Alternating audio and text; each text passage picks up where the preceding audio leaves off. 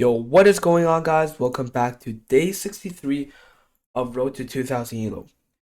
And today's video is gonna be a bit different. Usually what I do is I'll be playing live games and I'll be commentating that. But today, I did record a live gameplay. But the thing is that my audio I actually connected to the wrong audio, so I didn't connect to my microphone, which is what I'm using. So you guys would basically be hearing nothing at all. So I'm gonna decide to improvise, and instead of like live commentating my gameplay, I'm just going to do a game analysis of my game. So today I played 4 games. 3 of them are wins, I believe, and one is loss. I believe 3 of them are wins. Yeah, one is losing, and I'll be showcasing you guys all of the wins and losses. So my most recent game is against Will 30GG. Played like a 71% accuracy, and he played like a 63.5. So right off the bat, you can already see it's kind of a disaster class. And you can look at this bar, right? There's like blunders, blunders, mistake, mistake, mistake. But during the game, surprisingly enough, I felt really good about this game. And hopefully, hopefully when I show you this game, you'll see why. So we start off with e4, and obviously we play the Karo Khan. Goes here, we play this variation, where we essentially blunder the pawn, but not really, because we'll get it back really easily. So we go here, shows our first inaccuracy, and here is a blunder. And the reason why this is a blunder, because after they take, right? You might say this is all equal, but after they take and we take, they have this really nice in between move, which is to go here, and we're basically forced to give up the bishop. I didn't see that during the game, but now I'll definitely be more aware of this tactic. This is actually surprisingly the first time I've ever seen this tactic before that I remember of. Luckily my opponent didn't see. I blunder once again, and we go here, and our opponent misses because because of the fact that they didn't see that this was essentially a free pawn. We go here, and in a way this kind of stops this threat of taking here, because now after here we'll just trade off and we'll even be up a pawn, right? But yeah, I go here. I guess I should have pushed. That's what the computer liked. And I go here. And I go here. And this was, during the game, I thought this was a really nice idea. And I actually, during my live commentary, although you guys can't hear, I actually did say that the computer would give this an inaccuracy, but at my level, this is a really good move, because opponents will naturally feel really uncomfortable, right? Because this knight can basically only hop back to its developing square, can't hop here, can't hop these squares. And what I'm essentially doing is I'm essentially restricting this king's movement, right? Like this king is basically in stalemate. And this king can't castle, it can't castle here. Queen has really restricted movement. And my idea was to keep the king as center as possible so I can start attacking, which was what I decided to do, right? He goes here and I go here. And I played this move quite fast. You can see, actually, no, I played this after 30 seconds of thinking. But right after I played this, I realized I had a bishop here. So I was like, what am I doing, right? I should have just developed this bishop with a tempo on the king. But obviously, I was stupid and I didn't see this. I saw this right after I checked. But yeah. So it's always good to look out for what pieces you have that are undeveloped and can be developed with a tempo. Most importantly, I play here. And basically, I played here with the idea of if he blocks with here, now this queen is no longer attacking this bishop. If he blocks like here, I'll simply just go back. And now this queen is no longer attacking the bishop as well. So yeah, that's actually what I did during the game. He goes here, I go here, and I wanted to get rid of this horse knight for some reason. I thought it would be a nuisance. But yeah, he goes here, I turn off immediately. And yeah, okay, I wanted to get rid of this knight because this knight was covering this square, and I wanted to put my bishop on this anchor, and it proved to be a really valuable decision because this bishop actually kind of won me the game at the end. So yeah, goes here, I go here, I immediately take, and after 4 seconds of thinking, I immediately go here, which was the best move. Goes here, protecting this pawn, logical. Goes here, and the computer says this is a mistake because It overlooked the opportunity castle, but that's what he did anyways. So we go here. I was actually really surprised by this move because the pawns are really exposed and I could easily attack him. So which was what I did. I hop my knight here with the idea of going here, attacking here. And from now on, my moves were really easy, right? I would either go here, and yeah, I'm already up in time. Goes here, I go here, because he was attacking my bishop. I don't want to get rid of that really good bishop. He goes here, I go here. Goes here, I go here, and yeah. I actually did think I thought I blundered a piece, but I had g5, which I did think of in advance. But during that time, I kind of panicked and didn't know I had g5. But I calmed myself down and realized, yeah, I have g5. So we go here. I attack the queen. I go here, and I'm not sure. Okay, yeah, I go queen here with the idea of going here. And the idea of going here, not just forking the queen, also forking this bishop, and also, yeah, threatening to take this rook. And now we go here. He goes here, and now we go here, which I thought was the best move. This was actually a good move, and I actually was considering this move, but I thought that after here, this would just open up this file, right? Like here, and I wasn't too sure about this, right? Like, this pawn is weak. Now my rook will be glued to this pawn forever, unless like he goes here. We have this here, and oh, that's made in one actually. So I didn't see that. I didn't plan this far, so I just played with here. Felt like this was also a really good move, and I thought once I played this move, I thought, yeah, I'm gonna win this game, because he can't move this knight is hanging, right? He can't move it here because we take. Let's see, he can't move it here. I mean, he could move it here, but then. Yeah, he could actually move it there, which I didn't see. Okay, so this probably would have been the best move. No, this was still not the best move. He goes here. Now I go here. The idea of blocking this queen from protecting this knight while also attacking this rook. So he decides to sack the rook. I go here, here. I go here. I check him. And then I force off queen trace. I go here. And this is a really fascinating move at the end. Here. And this pawn might be hanging, but I could actually just push here. And our opponent decides to resign because he doesn't have enough time to get back. Goes rook here, we'll promote. He goes here, we'll promote. So yeah. So that was the first game. Let's move on to the next game. So the next game would actually ended really quickly, as you guys can see, 97 versus a 56. And yeah. So this game just furthermore shows you why I recommend the Vienna so much. I mean, this dude is 1825 and he's still falling for this really basic Vienna opening, which is the Vienna gambit. So here we go here, and he takes it. I mean, taking here enough is already bad because we have this, and taking it automatically means you're down like 0.6 points on the evaluation bar because we get a tempo on the knight. So we go here. He goes here, and now I was like, yeah, this guy is cooked, right? Because probably the best move is to just go back. We develop, probably even pushes out here. But he goes queen here. And this is a really big mistake because we have this. And after he goes back, notice how our knight can jump with tempo on the queen. And that's going to be really important soon, right? Because we go here now. He goes with a crucial blunder.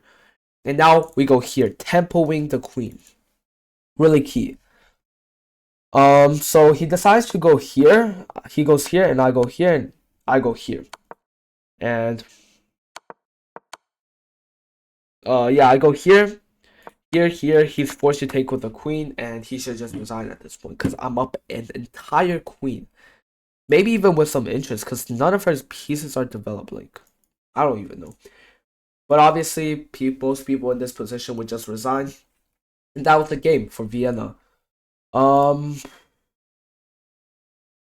actually show you guys some Vienna lines here. So here, takes. If he goes back, we go here. Say they go like here, for example, we go here, takes, we go here. Say they make a random move, and then we go here, I guess. This is the line. And as you guys can see in the evaluation bar, we're up by like one point. So the idea here is that what a really annoying thing when you play the Vienna probably is if they push here. And you just simply push here, reinforcing. If they take, we go here, pinning the pawn to the king. And now we're threatening to take on here and take on here. And notice how many pieces we have developed. We have 1, 2, 3, 4 potentially, while they have none of their pieces developed. So yeah, I'll show you another line here. So if they go here, we go here, and they go here, here, here, here, here, here. And this is kind of similar to the Vienna. After they go back, we go here. And you kind of see some similar resemblance to the Vienna Gambit if accepted. We still get this pawn pushed up, and we still have lead in development. So that's another line that your opponents might play. Yeah, and also here and here, this is the most annoying line. This is the line that people at the really high levels, 1800 and plus, will actually do. But surprisingly, our opponent didn't even know how to play against it. So I'm not sure if, even if 1800s know this. But the line goes like this: here, here, we go here, here, here. That at least this is the line that I was recommended, and here. And now we're supposed to go bishop check. And yeah, I don't really know the lines. I'm gonna be honest. I need to study this more, but that's just the gist of it, right? Um, and yeah, I'll show you guys one more line of the Vienna Gambit if accepted. Here, if they don't accept it, they play something like this. I believe we just go here. Okay, no, this is no, we go here. Never mind, we go here. Yeah, this is the best move.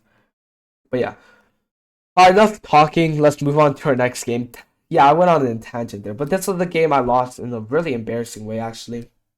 Spoiler alert, I got back rank mated. Yeah, so I played the Scandinavian here. Let's just, yeah, I'm posting this to review our mistakes. Okay, so here was a mistake, already a mistake. We already up like 1 point in material here. We should have pushed here after he takes. What do?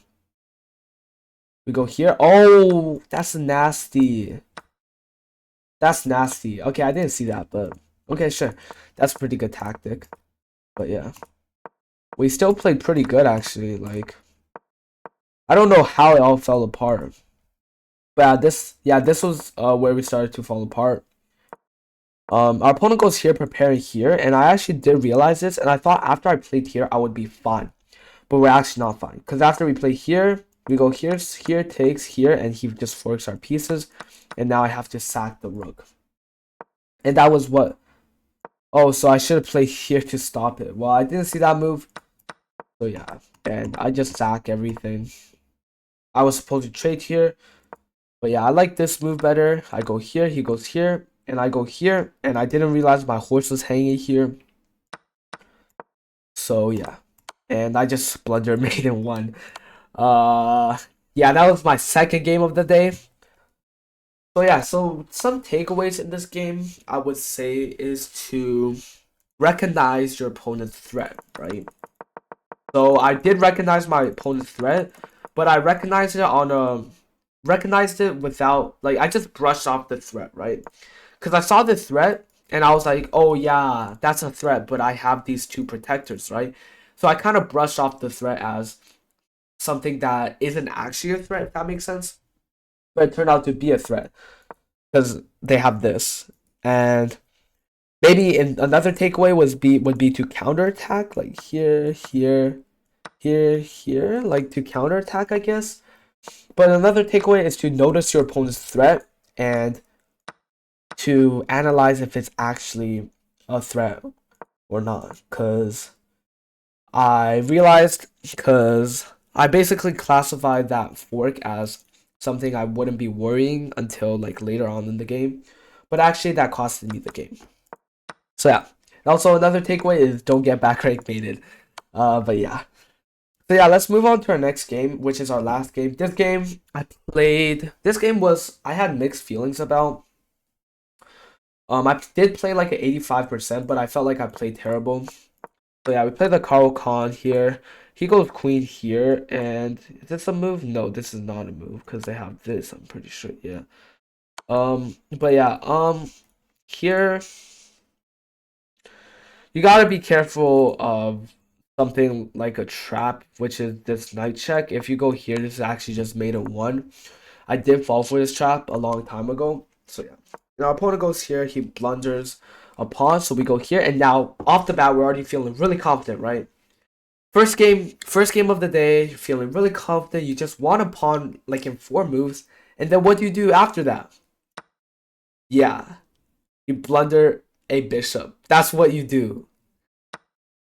Like, I don't know what I was thinking there, right? I thought this was like a horse or something. I was like, oh, we get another free pawn. But yeah, I was just tripping there. So yeah, I was like already really upset, but I did manage to win. Spoiler alert. But okay, wow, I can't speak. Anyways, I did manage to win this, but I guess I did get pretty lucky. So yeah, let's go here. So yeah, I played a lot of good moves here. Like queen here attacking this pawn. Go knight here just to develop, get this rook on the open file maybe. Rook here, control the open file. Go queen here. Queen here was a bit of an anticipation move. We were anticipating he wanted to double stack the rooks, and this rook is basically only steering this pawn. So I realized he probably wanted to go here. And then I'll go here again. He'll probably like just attack my queen, but I go here instead, which is to basically stop this threat altogether.